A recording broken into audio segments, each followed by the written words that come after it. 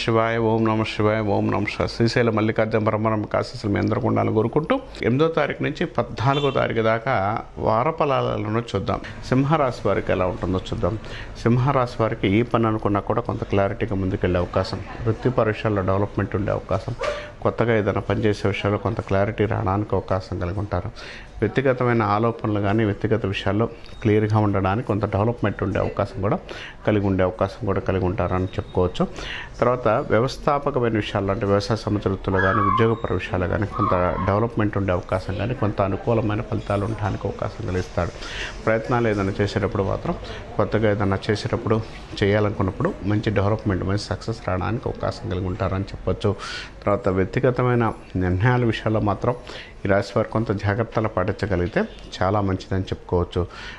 నిర్ణయాత్మక విషయాల్లో, నిర్ణయపర విషయాల్లో కొంత డెవలప్మెంట్, కొంత అనుకూలమైన ఫలితాలు ఇవ్వడానికి, సక్సెస్ రావడానికి అవకాశం పడిందని చెప్పుకోవచ్చు.